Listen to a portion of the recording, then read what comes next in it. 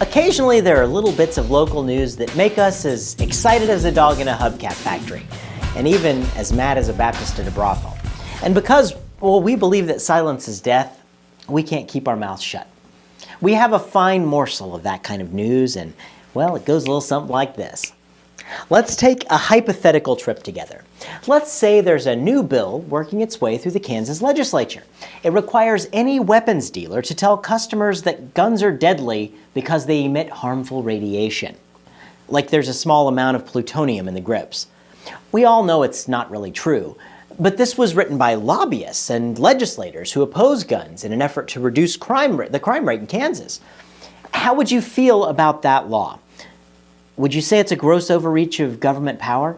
Maybe their intentions are good, but they're solving the wrong problem? Let's say there's a Kansas law that any man seeking a prescription for erectile dysfunction must listen to his doctor talk about how Viagra, Cialis, and all the others can lead to testicular cancer. How would you feel about that law?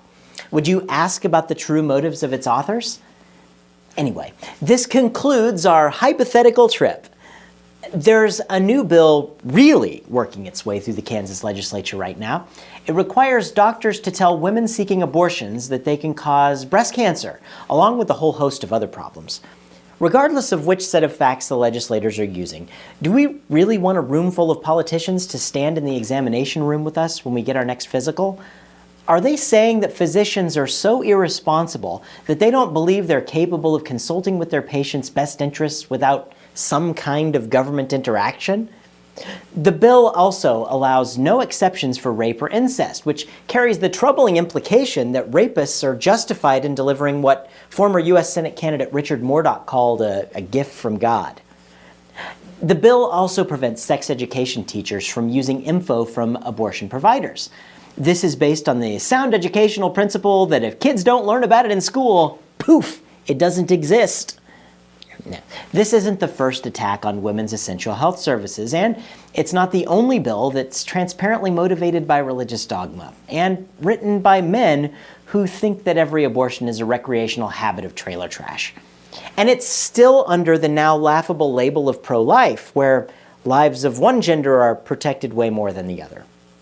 But regardless of anyone's personal beliefs, be it abortion, guns, or even soda, don't abuse your elected position to put lies into law, and don't mingle in the relationship between medical professionals and their patients. It makes your beliefs look like a joke, supported by some kind of shaky framework of antiquated notions. And it once again makes Kansas look like a joke, a state that may likely condone witch trials and public stoning any day now. But that's just my observation. I'm personally against abortion. But since I'm a man without the parts to warrant the procedure, there's not 1 ounce of my being that says I should stand in anyone's way. And I have great sympathy for anyone who has to make that choice. How do you feel about this law? Tell us what you think on our website at talkabouttopeka.com before they find a way to legally burn us at the stake.